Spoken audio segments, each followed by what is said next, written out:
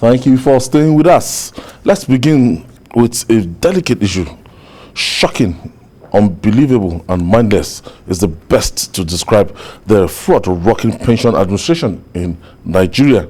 According to the Director of Operation at the Economic and Financial Crimes Commission, EFCC, Abdul Karim Chikon, the anti-graft agency has convicted pension frauds to the tune of 157 billion naira. Judy, pension, people that they've worked day and nights, and they want to secure their future through this contributing some of their earnings in that fund. People will still have the mind to go and pay for it. 157 billion naira. Yes, you know, the contributory pension thing is recent development.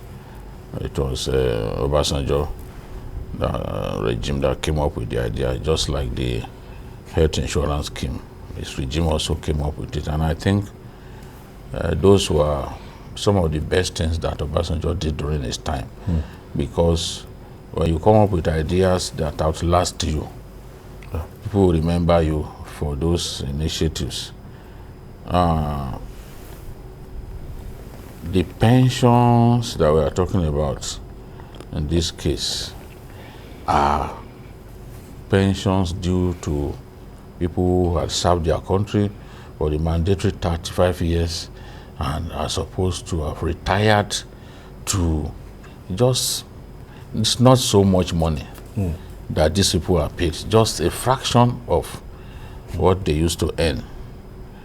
But what we find is a situation in which those people are made to suffer. Some of them will be told to come and verify their papers and all that. They'll do biometric verification. They will be sick. Under the sun. They will be in the sun for hours. Those who had served their country. We now make them to suffer. Some of them would, at the end of the day, still not be able to collect these pensions, because individuals are stolen what should go to them. You find in some cases these rogues in the civil service doing what you call grafting, taking the documents of people who are deceased pensioners and now substituting, so that what should normally go to a pensioner who is alive and well, they have replaced this document and made it look like that person is no longer alive. They would now be earning what should go. That's why you see the other day, some years back, when some pensioners were arrested, some of them, they found billions of naira in their accounts. Some even lodged billions of naira in their homes. You know, kept billions of naira in their homes. So this is the problem.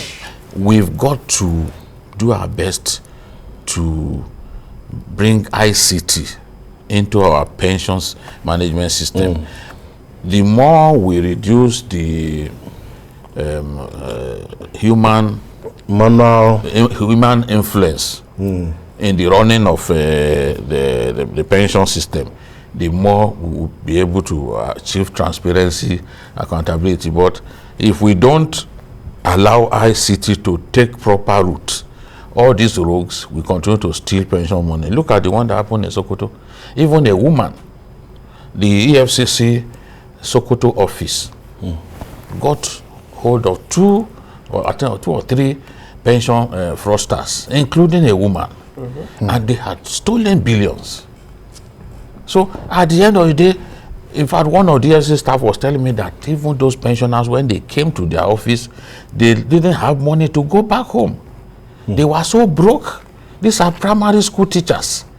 The little that should go to them, you are stealing. So I'm in full support of the EFCC in its desire to stamp out this pension fraud. It's such a big problem. My own father and my mother, they are pensioners. At a point, I told my mom that, why do you keep suffering yourself going from Ilorin to Lokoja?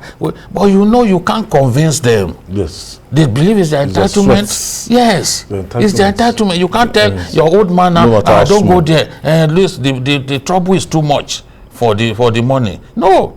He believes it's his entitlement and must take it. But we must not continue to let them suffer in this manner. Yiga,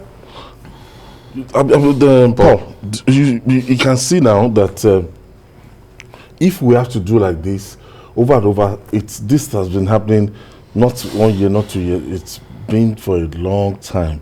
But all of a sudden, we keep arresting people, prosecuting them, but still people still have access to these funds, and they still make livelihood with it. Nigeria is a country where you get punished for serving your country meritoriously after 35 years in service. So for all your efforts, for all the years you have put into service, so you get punished because some people are decided to, steal what belongs to you. I think what we need, like BKO said, it's to see how to plug the holes, because the holes in that sector are so wide, and then it's so easy for people to manipulate. Bringing in ICT is important. Yeah, prosecution is very, very, very important, but we need to also find a way of stopping some of these things. Then another thing is, even some of the people that are managing, I'm talking of political office holders, there are state governments that are not making their own contributions into the scheme. There are state, you are supposed to contribute from your income. Your employer is supposed to make a contribution. Some state governments are not contributing.